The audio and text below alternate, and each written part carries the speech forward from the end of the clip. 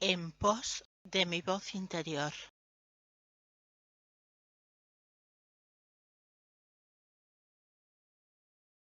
Los pensamientos que elegimos pensar son los instrumentos que empleamos para pintar el lienzo de nuestra vida. Recuerdo la primera vez que escuché que yo podía cambiar mi vida si estaba dispuesta a cambiar mis pensamientos. Me pareció una idea totalmente revolucionaria. En esa época yo vivía en Nueva York y descubrí la iglesia de la ciencia religiosa. A menudo se confunde la iglesia de la ciencia religiosa o ciencia de la mente, fundada por Ernest Holmes, con la iglesia de la ciencia cristiana, fundada por Mary Baker. Ambas reflejan un nuevo pensamiento, pero son filosofías distintas. La ciencia de la mente tiene pastores y miembros activos que siguen las enseñanzas de la Iglesia de la ciencia religiosa. Ellos fueron las primeras personas que me dijeron que mis pensamientos determinaban mi futuro. Aun cuando no entendí lo que querían decir, este concepto tocó lo que yo llamo la cuerda interior, ese lugar de intuición que solemos llamar la voz de dentro. Con los años he aprendido a seguirla, porque cuando esa cuerda suena diciendo sí, aun en el caso de que parezca una decisión loca, sé que para mí es la correcta. Así pues, esos conceptos pulsaron una cuerda en mí. Algo me dijo, sí, son correctos. Entonces comencé la aventura de aprender la forma de cambiar mis pensamientos. Una vez acepté la idea y dije sí, comencé a aprender los cómo. Leí muchísimos libros. Mi casa empezó a parecerse a las de algunos de nosotros, atestada de libros espirituales y de autoayuda. Durante muchos años asistí a clases, investigué todo lo relacionado con el tema. Literalmente me sumergí en la filosofía del nuevo pensamiento. Era la primera vez en mi vida que estudiaba. Hasta entonces no había creído en nada. Mi madre era católica no practicante y mi padrastro ateo. No sé por qué tenía la extraña idea de que los católicos o bien usaban cilicios o eran comidos por los leones, y ninguna de las dos cosas me entusiasmaba en lo más mínimo. En realidad, me dediqué a ahondar en la ciencia de la mente porque era el camino que se abría ante mí en esos momentos, y la encontré francamente maravillosa. Al principio me pareció más bien fácil. Capté algunos pocos conceptos y empecé a pensar y a hablar de forma un poquito diferente. En aquel tiempo yo era muy quejica, era toda autocompasión. Sencillamente me encantaba revolcarme en la depresión. No sabía que así iba perpetuando constantemente experiencias que me permitieran continuar compadeciéndome. Pero claro, en ese tiempo yo no conocía nada mejor. Poco a poco fui descubriendo que ya no me quejaba tanto. Comencé a escuchar lo que decía. Me di cuenta de que era muy crítica conmigo misma y traté de dejar de serlo. Me dediqué a balbucear afirmaciones sin saber muy bien lo que querían decir. Comencé con las fáciles, por supuesto, y empecé a notar ciertos cambios. Lograba tener luz verde en los semáforos y encontraba sitios para aparcar, y esto me pareció fabuloso. Poco tiempo después ya pensaba que lo sabía todo y me comportaba de forma engreída, arrogante y dogmática. Creía saber todas las respuestas. Ahora, al mirar hacia atrás, pienso que esa era mi manera de sentirme segura en este nuevo camino. Suele dar miedo alejarse de las viejas y rígidas creencias, sobre todo si se ha estado totalmente controlado. Para mí era bastante espantoso, por lo cual me aferraba a cualquier cosa que me diera un poco de seguridad. Era un comienzo, todavía me quedaba mucho camino por recorrer y aún me queda. Como suele pasarnos a todos, no siempre encontraba la senda cómoda y llana, porque a veces no daba resultado balbucear afirmaciones, cosa que no podía entender. Me preguntaba, ¿qué es lo que hago mal? Inmediatamente me culpaba. ¿Sería eso otra demostración de que yo no valía para nada? En ese tiempo, esa era una de mis creencias predilectas. Por esa época, mi maestro Eric Pace solía mirarme y hablar del concepto de rencor. Yo no tenía la menor idea de qué me estaba hablando. ¿Rencor yo? Vamos, seguro que no sentía ningún rencor. Después de todo, me encontraba en mi camino. Era perfecta espiritualmente. Qué poco me conocía entonces. Continué haciéndolo todo lo mejor posible. Estudiaba metafísica y espiritualidad y aprendí a conocerme tanto como podía. Captaba todo lo que me era posible y a veces lo ponía en práctica. Suele suceder que escuchamos muchísimas cosas, a veces las comprendemos, pero no siempre las practicamos. Me parecía que el tiempo transcurría demasiado deprisa y, a esas alturas, yo ya llevaba 3 años estudiando la ciencia de la mente. Ya era miembro activo de la Iglesia. Comencé a enseñar su filosofía, pero no lograba explicarme por qué mis alumnos parecían confusos. No entendía por qué seguían estancados en sus problemas. Yo les daba tan buenos consejos, ¿por qué no los aprovechaban?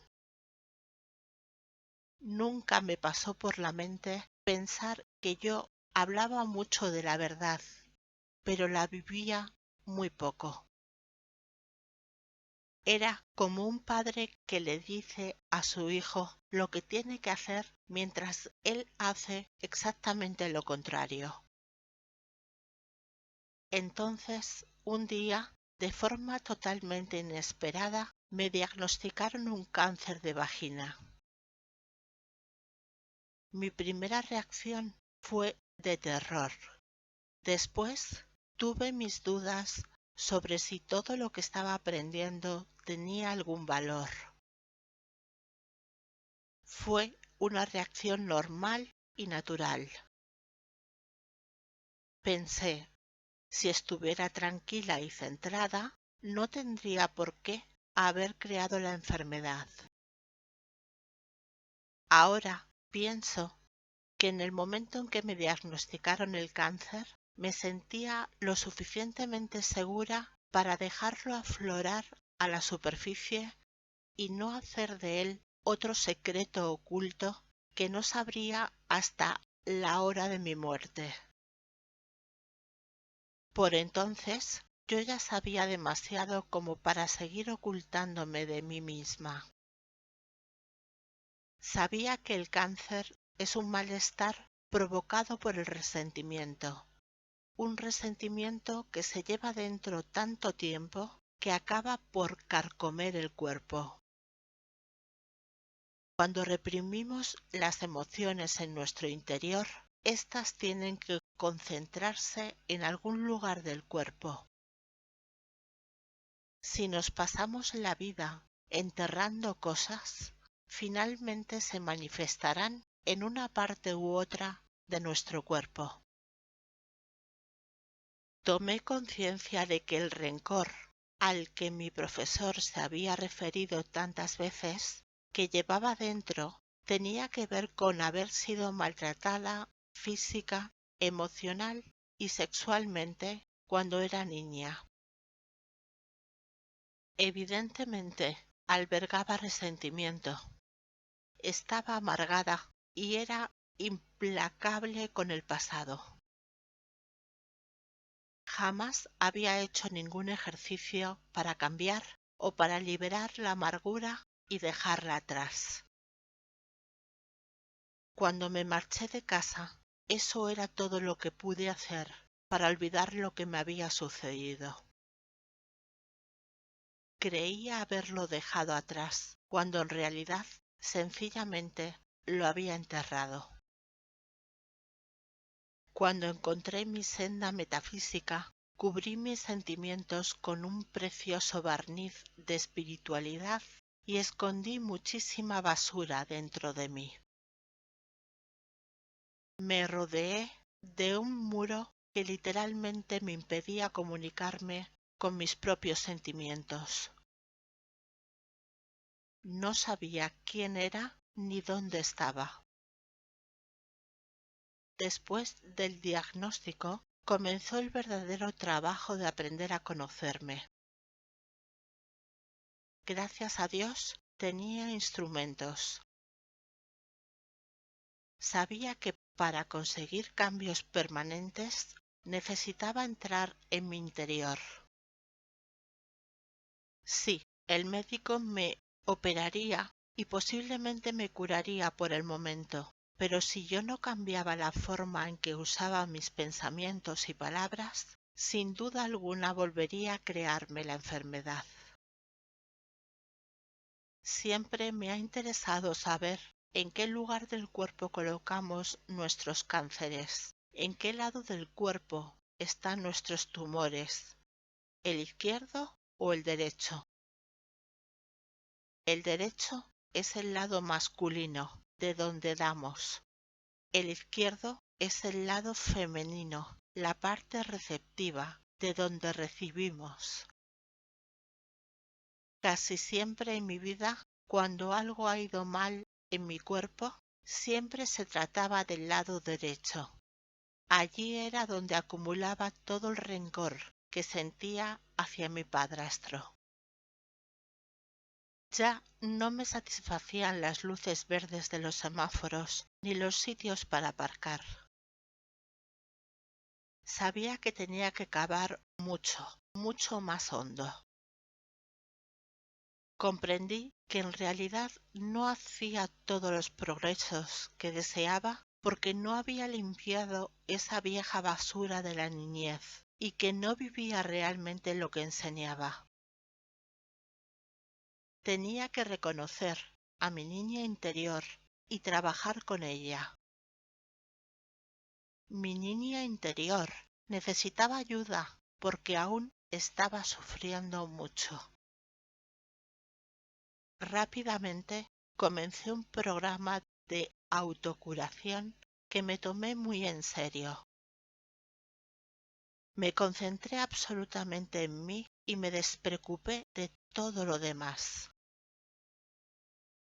Mi finalidad era ponerme bien y me entregué a ello en cuerpo y alma. Algunas de las tareas eran bastante extrañas, pero las hacía. Después de todo, se trataba de mi vida. Durante los 6 meses siguientes, esto fue un trabajo de 24 horas al día. Comencé a leer y estudiar todo lo que pude encontrar sobre formas alternativas de curar el cáncer, porque de verdad creía que se podía hacer.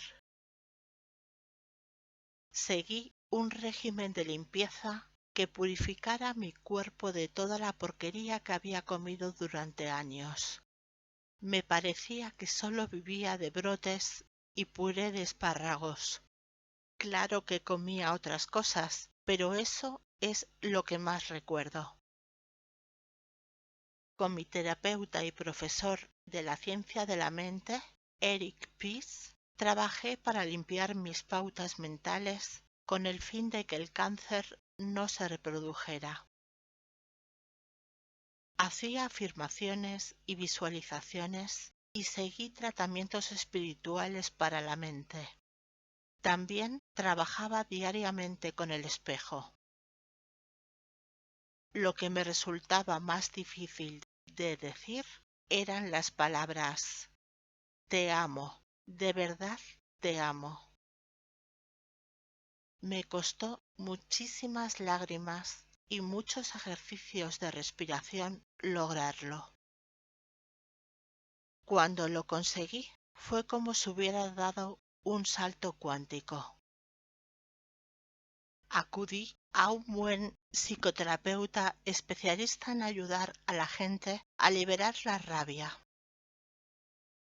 Durante esa época me pasaba buenos ratos golpeando cojines y chillando. Fue maravilloso. Me parecía tan fabuloso porque jamás había tenido permiso para hacer eso en toda mi vida. No sé muy bien qué método dio resultado, tal vez un poquito de cada uno. Por encima de todo, fui verdaderamente consecuente con lo que hacía. Practicaba durante todas mis horas de vigilia. Antes de dormirme, me daba las gracias por todo lo que había hecho durante el día.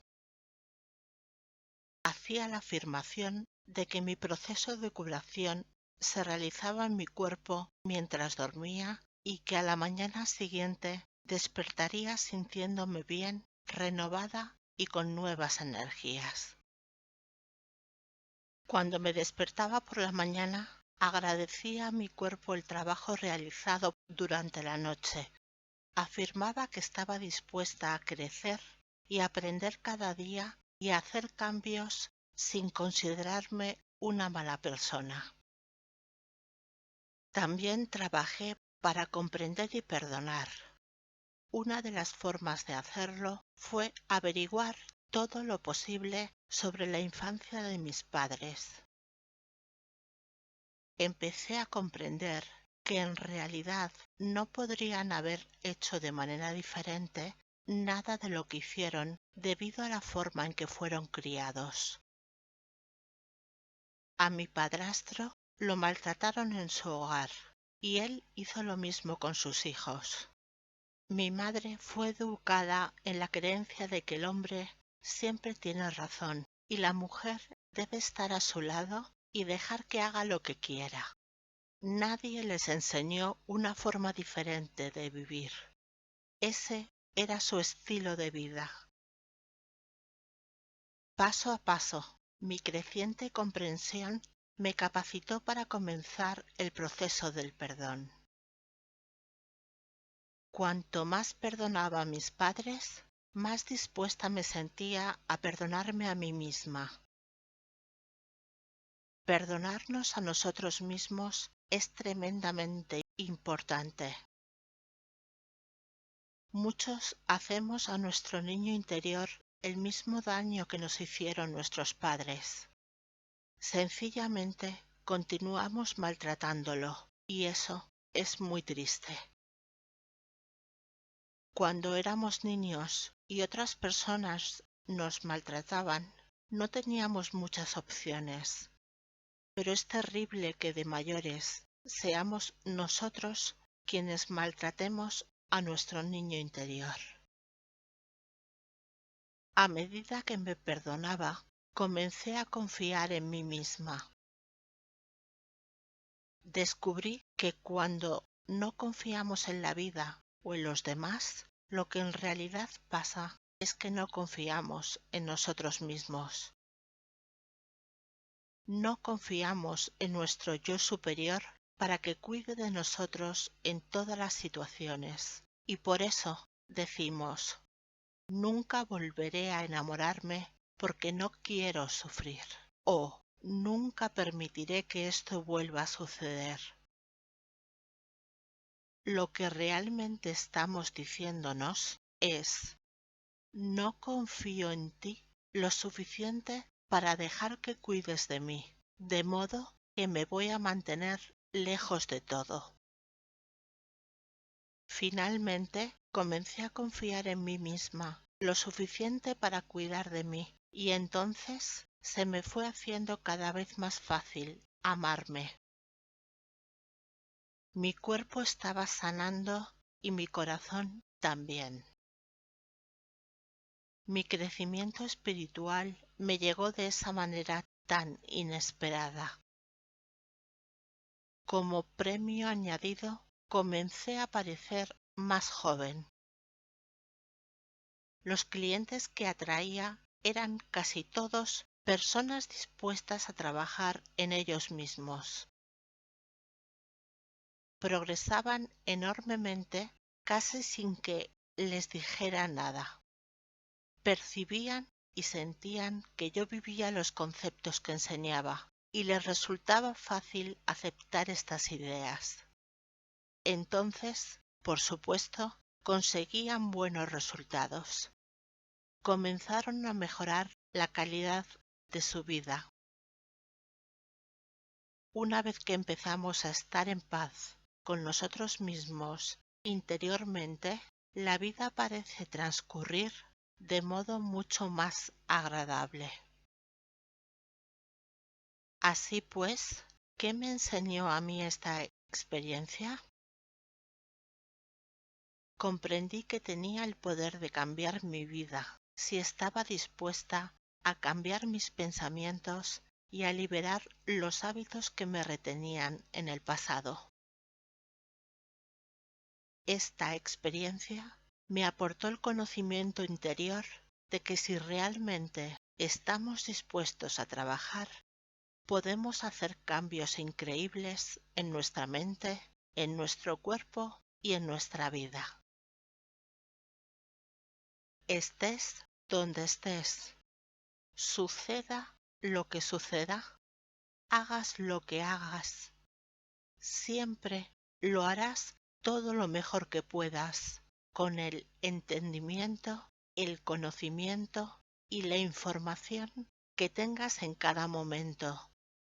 Y cuando sepas más, harás las cosas de otra manera, como hice yo. No te regañes por estar donde estás. No te culpes por no hacer algo más rápido o mejor. Di, lo hago lo mejor que puedo y aunque ahora esté metido en un lío, de alguna forma saldré de él. De modo que voy a buscar la mejor manera de hacerlo. Si lo único que haces es decirte que eres un estúpido y que no vales nada, entonces te quedarás estancado. Para llevar a cabo los cambios que deseas hacer, necesitas tu propio y amoroso aliento.